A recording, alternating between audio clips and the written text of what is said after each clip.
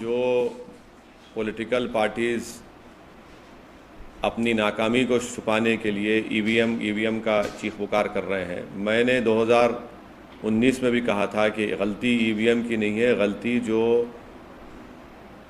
लोगों के दिमाग में जो चिप डाल दी गई है वो उसकी बहुत बड़ा रोल अदा कर रहा है। और चौथी बात यह है कि कामयाबी हुई है ज़रूर, मगर ये 80-20 की कामयाबी है। हम अपना काम करते आए, पहले से करते रहेंगे। और बस मुझे यही कहना है कि हम लोग काफ़ी मेहनत किए, बहुत अच्छी मेहनत की, दिलो जान से हम लोग, हमारे पूरे पार्टी के ज़िम्मेदारों ने मेहनत की। मैं उन सब का शुक्रिया अदा करता हूँ, बल्कि उनसे ये भी अपील करूँगा कि अपने हौसलों को बुलंद रखिए। कल से हम फिर अपने काम पे लग जाएंगे और यकीनन मुझे यकीन है कि आने वाले जो विधानसभा के इलेक्शन होंगे उसमें हम और अच्छा करेंगे, हमारी कमज़ोरियों को, जो भी कमज़ोरियाँ सामने आएंगी उसको दूर करेंगे। सर, आपने बोला 80-20 की कामयाबी है, इसका मतलब क्या है? ये आपका कहना है कि पार्टी का जो मकसद है, कई हमारे मकासद हैं, कई ऑब्जेक्टिव्स हैं। उसमें एक बड़ा ऑब्जेक्टिव ये भी है कि एक पॉलिटिकल लीडरशिप बने। अब अगर आप इस तरह से ये पैगाम देंगे तो फिर आप सिर्फ वोट डालने वाले बन जाते हैं, वोट लेने वाले नहीं बनते हैं आप, और आप एक झुंझुना बन जाते हैं। अब मिसाल के तौर पर ये जितने भी अभी तक नतीजे आए, जो रिज़ल्ट्स आया, जो बड़ी बड़ी बातें कर रहे थे लोग कि ये इनका और ट्रांसफ़र होगा, उनका और ट्रांसफ़र होगा, ट्रांसफ़र कुछ भी नहीं हुआ। और जो लोग झूठे दावे पेश कर रहे थे, जो लोग सब्ज़, उर्दू का लफ्ज़ बोल रहा हूँ, सब्ज़ बाग दिखा रहे थे, वो सब तो सब मालूम हो गया कि किसका वोट कहाँ पर गया, किधर गया।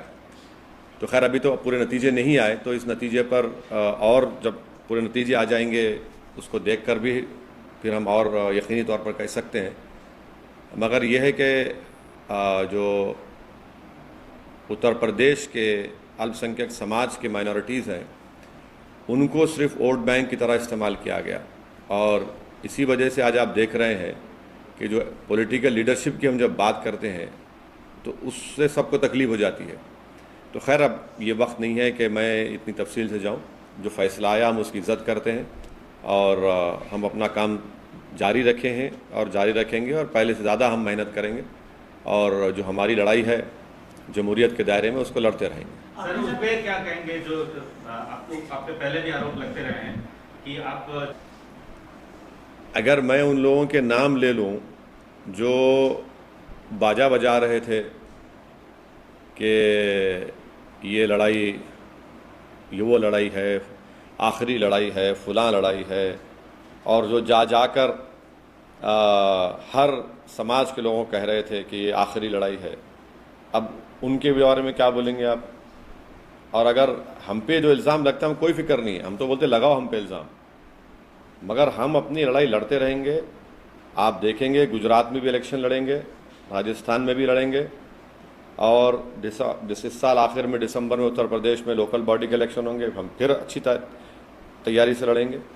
हमारा काम हम करते रहेंगे। मगर उत्तराखंड में क्यों जीत गई बीजेपी, गोवा क्यों जीत गई, मणिपुर क्यों जीत गई, तो इससे कोई ताल्लुक़ ही नहीं है। देखिए हमारी लड़ाई पॉलिटिकल लीडरशिप की लड़ाई है, पॉलिटिकल लीडरशिप को क्रिएट करना है।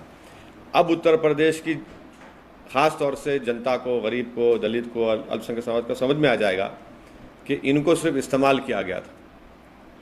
भाई आप जो दावे कर रहे थे, जो भीड़ दिखा रहे थे, जो बातें हो रही थी, जो ख्वाब में भी मुख्यमंत्री बन गए थे, तो उसका जिम्मेदार वही तो नहीं हो सकता हूँ ना।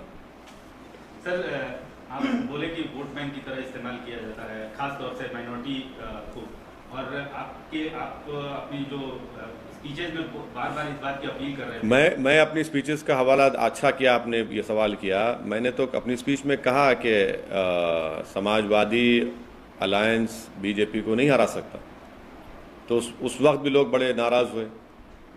ऑन रिकॉर्ड मेरे स्पीचेस आप देखिए, यूट्यूब पे हैं। मैं तो बात कह रहा हूँ, कह चुका हूँ, बात कह चुका हूँ।